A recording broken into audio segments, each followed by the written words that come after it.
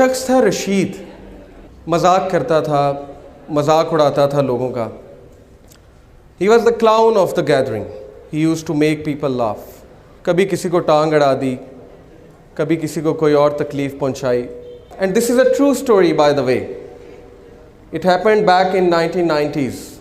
हुआ ये कि वो एक बार बार में बैठा हुआ था अपने फ्रेंड्स के साथ और ताश खेल रहा था। Everything was going on in the same routine. उसे घर से कॉल आती है और कॉल पे कहा जाता है कि आपकी वाइफ बहुत सीरियस कंडीशन में है। His wife was pregnant by the way. आपकी वाइफ बहुत सीरियस कंडीशन में, आप जल्दी से आइए, उन्हें हॉस्पिटल लेकर जाना है। वो इस बात को बड़ा इजी लेता है, कहता है ठीक है, ले जाएं आप, और उसी तरह हल्ला गल्ला शुरू कर देता है। दोबारा कॉल आती है, प्लीज़ जल्दी आइए, she is in serious condition, she may require major operation. He said okay, मैं आता हूँ।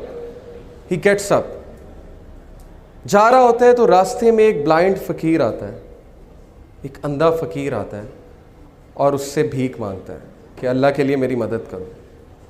आदत से मजबूर रशीद क्या करता है कि उस अंधे फ़कीर को टांग अड़ाता है। वो अंधा फ़कीर गिर जाता है और वो हंसने लग जाता है और उसके दोस्त भी हंसने लग जाते हैं।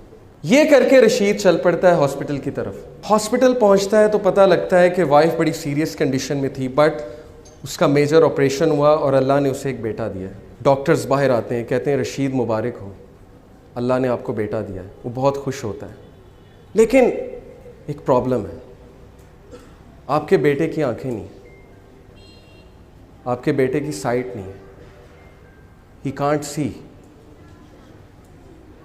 रशीद उसी वक्त गिर जाता है, बैठ जाता है और उसे लगता है कि जैसे उसके ऊपर किसी ने एक बहुत बड़ा पहाड़ गिरा दिया। उसे फ़ौरन याद आता है कि मैंने उस अंधे फ़कीर को टांग अड़ाई थी, तो शायद अल्लाह ने मुझे सबक सिखाने के लिए मेरा जो बेटा है उसकी आंखें ले ली। वो कहता है उस दिन के बाद मुझे उस बच्चे से नफ़रत हो गई और मैं उससे दूर भागने लगा, मेरा उसको देखने का दिल नहीं करता था। उस बच्चे का नाम उसने रखा सलीम। उसकी जो मदर थी बहुत नेक, तकवे वाली, नमाजी, परहेज़गार, और वो अक्सर दुआ किया करती थी रशीद के लिए, अपने हस्बैंड के लिए कि अल्लाह इसको हिदायत दें, इसकी हिदायत का इंतज़ाम करें। अल्लाह डिफरेंट तरीक़ों से दुआ सुना करते हैं। अल्लाह का एक तरीका है इंसान को हिदायत देने का। रशीद कहता है कि उसके बाद वो बच्चा चल भी नहीं सकता था। कुछ अरसे बाद मुझे पता लगा ये तो क्रिपल्ड भी है। उसने कहा अब तो मुझे मज़ीद नफ़रत हो गई इस बच्चे से।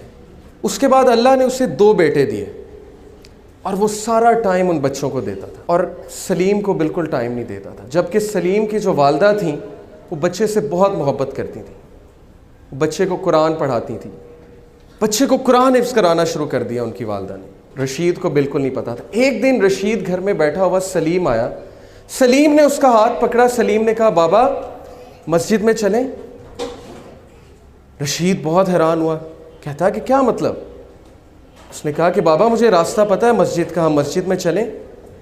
तो बड़ा हैरान हुआ, बड़ा शर्मिंदा हुआ कि बच्चा अंधा है, इसे मस्जिद का रास्ता कैसे पता है। उसने कहा अच्छा चलो चलते हैं। He said कि बाय माई सरप्राइज सलीम ने मेरा हाथ पकड़ा और मुझे मस्जिद तक लेकर गया। बिल्कुल ट्रू इंसिडेंट है।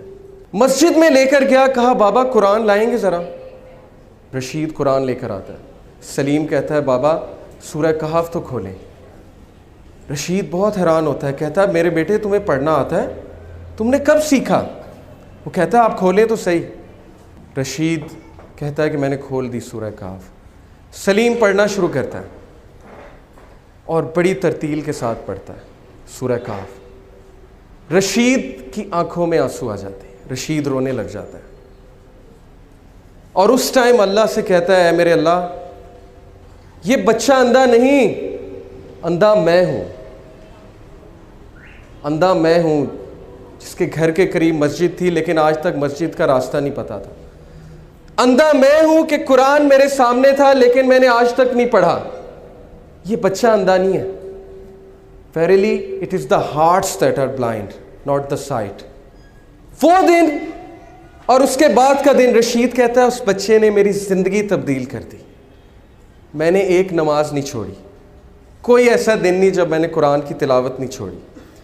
सलीम से मुझे इतनी मोहब्बत हो गई, इतनी मोहब्बत हो गई कि बाकी सब बेटों से ज़्यादा मैं उसको तवज्जो देने लगा। फिर हुआ ये कि वो बिजनेस टूर पे गया रशीद, पीछे से उसने कॉल की, सबसे पहले सलीम कैसा है, सलीम कैसा है, बिल्कुल ठीक है, आपको बहुत याद करता है, मैं भी सलीम को बहुत याद करता हूँ। 1 महीना गुजरा, 1 महीने बाद वो घर आया। घर आकर उसने सबसे पहले किसका पूछा, सलीम कहाँ है, वेयर इज सलीम। बीवी खामोश। बच्चों से पूछा, मुझे बताओ सलीम कहाँ है। बच्चों ने कहा, बाबा सलीम तो जन्नत में चला गया। रशीद फूट फूट कर रोने लगा। वाइफ को कहा, मुझे बताया क्यों नहीं। वाइफ ने कहा, आपके पीछे से उसको बुखार हुआ था बहुत तेज़, जिसकी वजह से हम उसे डॉक्टर के पास लेकर गए, आपसे कांटेक्ट नहीं हो रहा था और अल्लाह सुब्हानहू व तआला ने उसकी जान जो है, उसकी रूह जो है कब्ज़ कर ली। रशीद बहुत रोया, लेकिन उस वक्त रशीद ने अल्लाह की तरफ हाथ उठाया और कहा, है मेरे रब, मैंने सारी उम्र गफलत में गुजारी, लेकिन इस एक बच्चे ने मेरी ज़िंदगी तब्दील कर दी। इस एक बच्चे को तूने मेरी ज़िंदगी में भेजा ताकि मैं तेरी तरफ पलट जाऊँ, ताकि मुझे तेरी याद आए। और अब जब इसका पर्पस ख़त्म हो गया तो तूने इसको अपने पास बुला लिया, क्योंकि ये तेरी अमानत थी। Brothers and sisters, do you know Salim कौन है? सलीम वो चैलेंज है, वो मुश्किल है आपकी जिंदगी में जिसको आप जहमत समझते हैं। सलीम वो मुसीबत है जिससे आपको नफरत है। लेकिन सलीम क्यों आया आपकी जिंदगी में? क्योंकि अल्लाह ने भेजा। और अल्लाह ने क्यों भेजा? ताकि आप अल्लाह की तरफ पलट सकें, ताकि आप उस सॉफ्टवेयर को अपना सकें जो सॉफ्टवेयर आपके लिए उतारा गया है, जिससे आपने ज़िंदगी की मुश्किलात का मुकाबला करना है। सलीम से नफ़रत मत कीजिए, अपनी मुश्किलात से नफ़रत मत कीजिए।